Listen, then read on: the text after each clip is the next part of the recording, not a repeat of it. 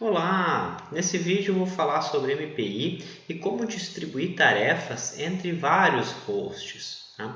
MPI é um padrão para programação paralela distribuída. Eu não vou entrar nesse detalhe agora, eu já estou partir de um programa pronto e o objetivo desse vídeo não é explicar o MPI ou explicar esse funcionamento, e sim mostrar um case de teste de execução de tarefas entre múltiplos hosts, tá bom? Então eu vou partir desse programa em C aqui, tá? Um programa bem simples de teste de MPI, onde faz a inicialização do ambiente MPI. Aqui eu pego o rank, né? E aí eu pego o hostname. Por que o hostname vai ser importante? Para a gente imprimir e saber aonde a execução está acontecendo. Vamos testar isso depois em uma máquina separada. Tá? Eu dou um print do processo código tal sendo executado no host tal, certo? Esse programa faz só isso, tá? O código acompanha ali o link na descrição do vídeo, ok?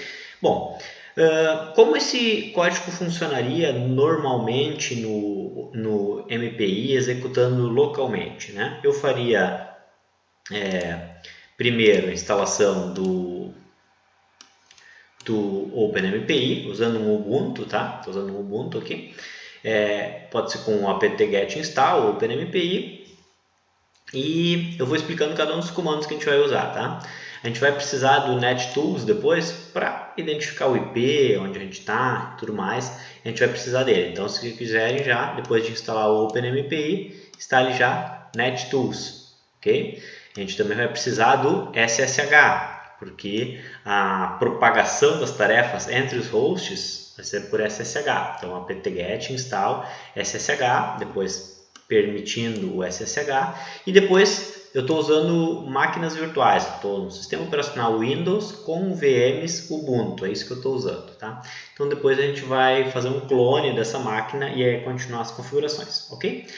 Muito bem, esse código fonte aqui sendo compilado e executado com MPI em um único host ainda, como seria? Vou abrir aqui minha VM, única por enquanto, tá? Imaginando que eu ainda não tenho a outra máquina virtual, ainda não quero distribuir, quero executar apenas localmente por enquanto, certo? Como é que é o comando de compilação? mpicc, né? Menos o nome do arquivo objeto que eu quero gerar, chamar de hello, né? E o nome do arquivo executável, que aqui é mpi olamundo.c, mpi olá mundo.c.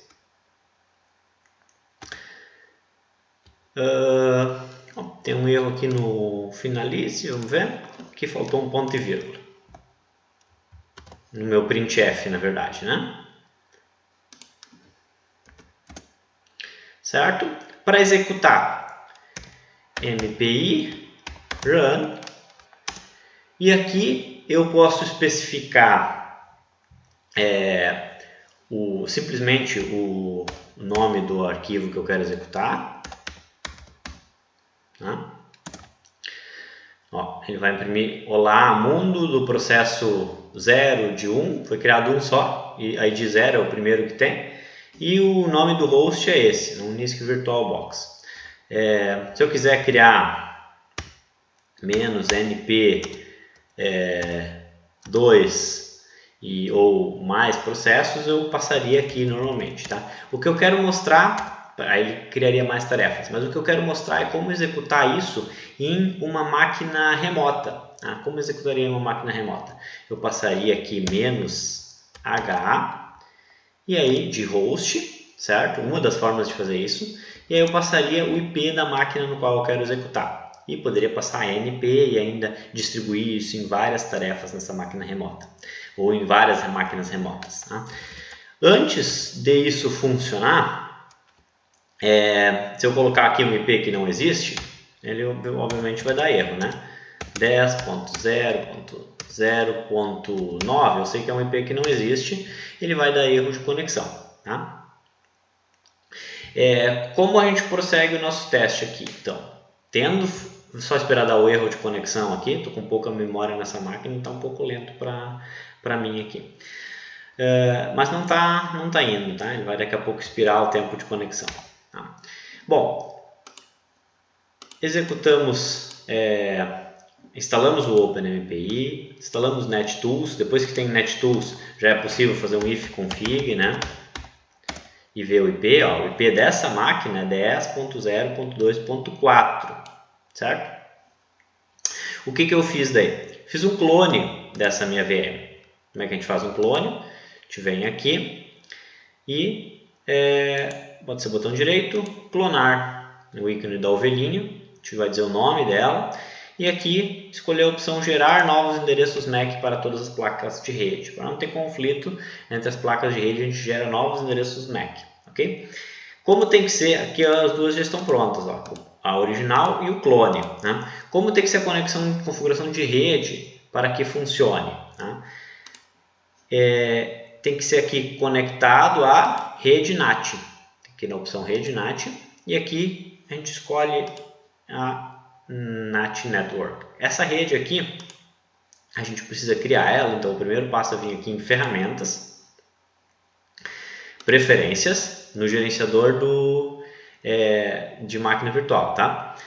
Rede, ó, e aqui adicionar uma nova NAT Network, ok?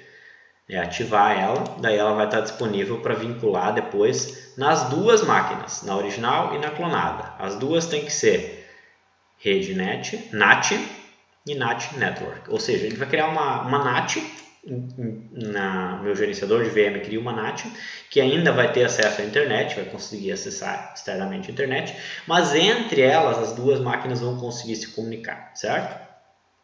Isso é fundamental para que eu consiga prosseguir meu teste. Bom, depois de feito o clone, vou acessar, esse aqui é o clone, certo?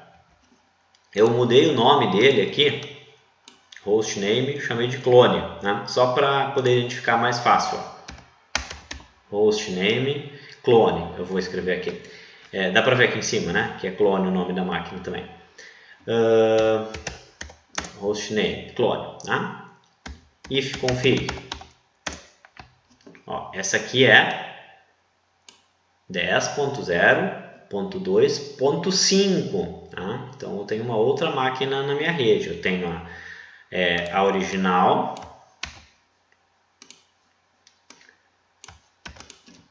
A original, que é a 2.4, e o clone,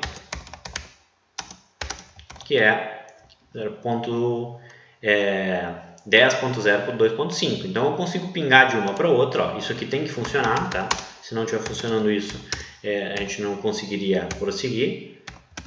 Ó, essa aqui é a 5, então eu tenho que conseguir pingar para 4. Foi.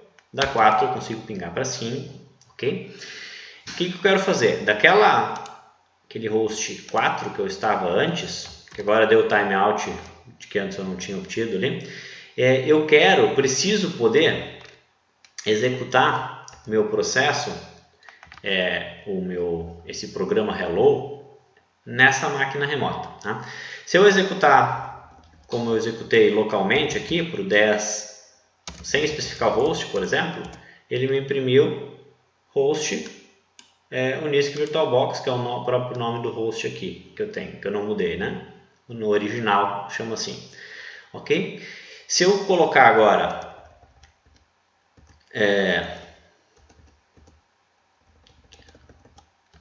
o nome do host destino, não, eu estou dizendo que eu quero executar esse programa lá na máquina remota, ou distribuir entre todas as máquinas que eu quisesse. Eu poderia colocar vários hosts aqui, certo? Ó, olá, mundo, processo 0, host clone. Ele executou aqui, nessa máquina aqui, distribuiu a minha tarefa para cá. Isso só vai funcionar quando você estiver conseguindo acessar nessa máquina por SSH sem precisar de senha. Então, os passos seguintes tratam disso. Ó, tá? Se vocês tentarem acessar, não funcionou, né? Tentou executar e não funcionou, possivelmente, se vocês tentarem acessar SSH 10.0.2.5,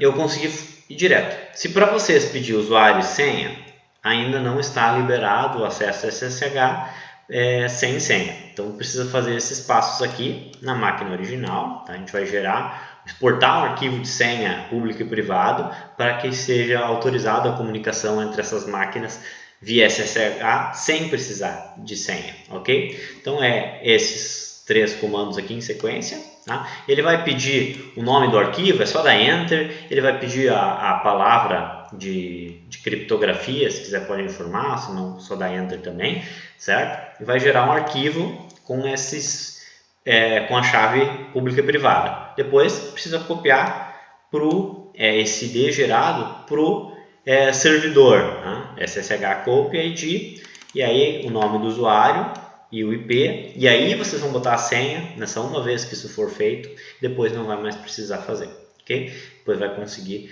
executar normalmente, tá? Então segue esses comandos aqui na descrição do vídeo, assim como o arquivo de exemplo aqui, o olamundo.mpi.c, ok? Esse vídeo fica por aqui, espero que tenha ajudado vocês aí, um abraço, até mais!